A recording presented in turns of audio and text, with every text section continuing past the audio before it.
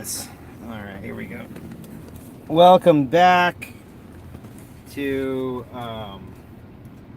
Aggressively Relaxing Live. We're just going to be hanging out and looking at some of the comic books that I got today, which is always a good time. I hope all of you watching, my millions and millions of fans, are enjoying yourselves and having a wonderful day. Here in Georgia, it is absolutely beautiful. So,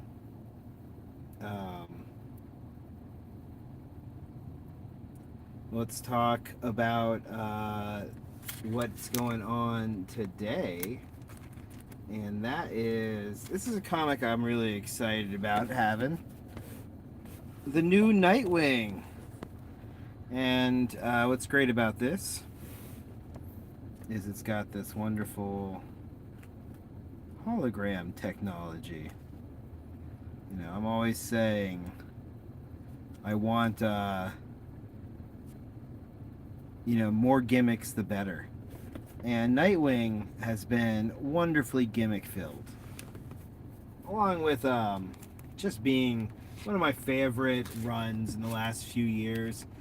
I have called it kind of a perfect Nightwing comic. And for those who don't know, it is coming to an end. I have not missed an issue of this. What's great about it is that our hero is attempting to do to Bloodhaven what Bruce is attempting to do to Gotham. And the way he's chosen to do it in the last this run, has been wonderfully creative. It's not just beating up villains, though there's been plenty of action. It has been an all-encompassing attack on crime and darkness in the world of Bloodhaven, short of calling it, renaming the place to Hug Haven. It has done everything they can to be compassionate to like all of the criticisms you see kind of come from a modern look at crime applied to Batman, kind of the classic. This is just a dude beating up homeless people or the insane. And in this, they make a big deal about trying to help the homeless, trying to provide assistance for people that need it, while at the same time trying to fight organized crime that's trying to fight back. So it's been really, really good. I will be sad to see this wonderfully creative run end.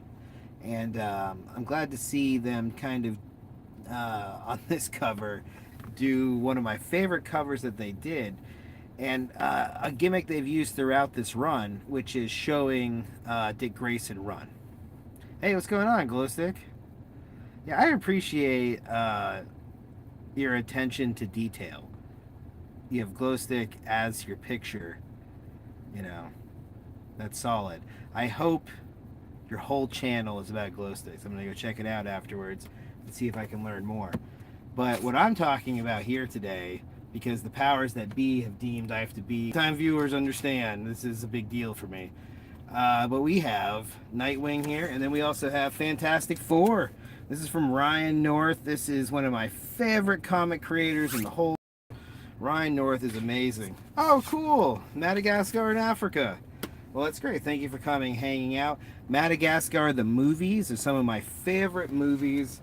I think they're wonderfully creative, and the style of art in them I really like. And I'm sure you're like, oh, that's a bad representation of what our life is about. But, it's just my immediate thing I think of. And I was really upset about the idea of Will Smith's, slapping Chris Rock, because Chris Rock plays the zebra in that movie. And then you have Will Smith's wife plays the hippopotamus. And, the fact that they kind of have a problem means that we won't see any more King Julian, and that bums me out. But otherwise, I hope you're having a wonderful day there in Madagascar. I found out from my 23andMe recently that I have ancestors from Africa. And that's neat. So I've been trying to learn more about there. But as you can see, I don't have anything interesting to say right now.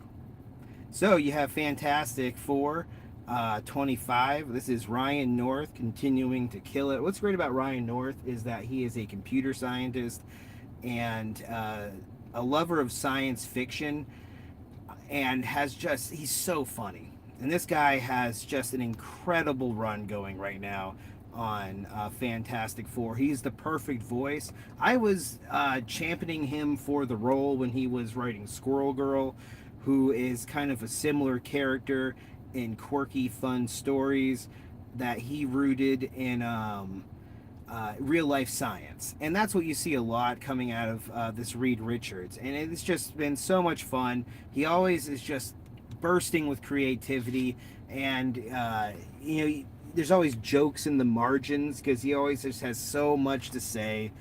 Ryan North is a fantastic writer, and I hope to see more. He's one of my favorite things going right now. So yeah, Fantastic Four, and also the covers have just been incredible with this run. Always doing fun stuff. And if I'm going to keep doing this, I need to vacuum this chair. Moving along.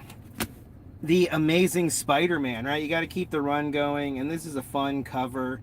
A lot of people have given the artwork from the current era a hard time, and those people are wrong.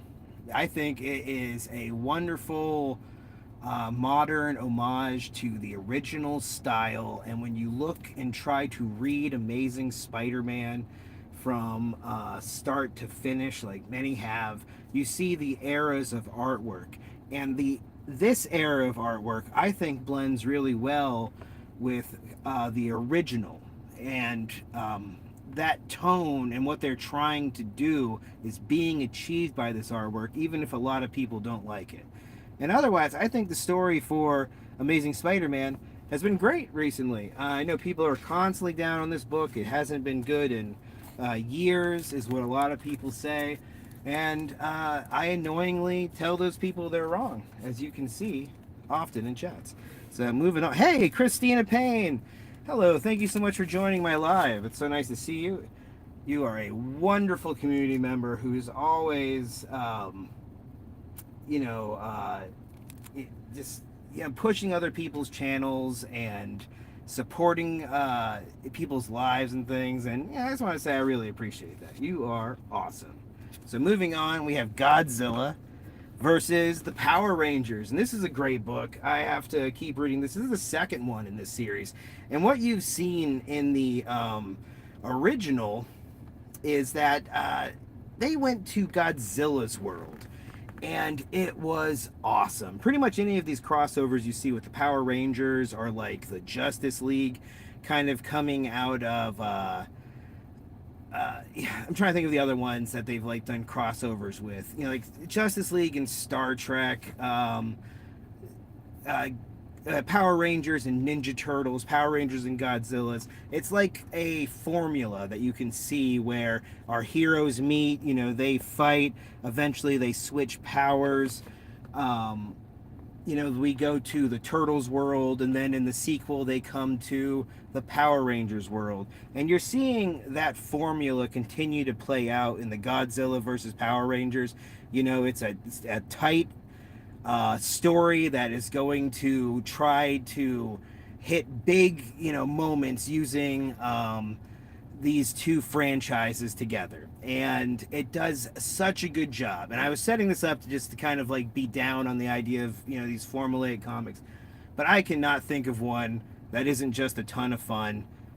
These, when they just mash these two, and a writer's obviously done their homework and found all of the best scenes to ask a artist to recreate using some of the greatest imagery from these two franchises mixed together, and then some of the running ideas or gags, or just like flipping things, as far as giving, like, Ninja Turtles Zords, and letting the Dragon Zord have to protect Godzilla because Mothra is attacking. Like, there's a lot of that stuff in these books. It's a ton of fun. I always recommend them. And of course, we had to do Star Wars number 50 today, finishing out this run. We're moving to a different era in the world of Star Wars, and that's exciting. Everyone's very excited to see it move on from this era, which the comics has been stuck in for a bit. I have not read this. It's a nice thick issue for 50.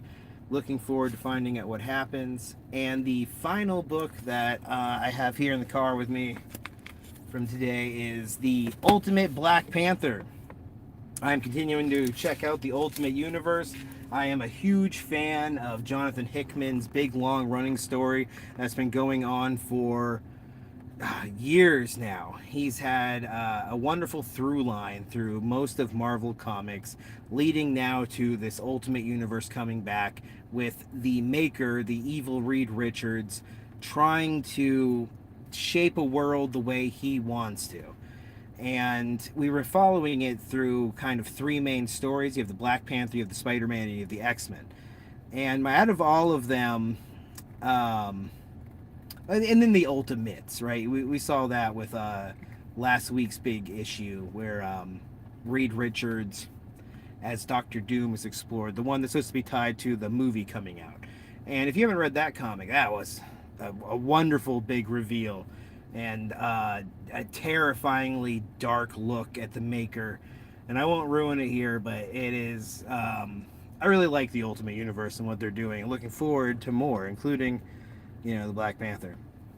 But that's it. I just wanted to come in and say what's up because I'm stuck in the car and show off the comics that I had today. I hope all of you guys have a wonderful day, and I will see you next time.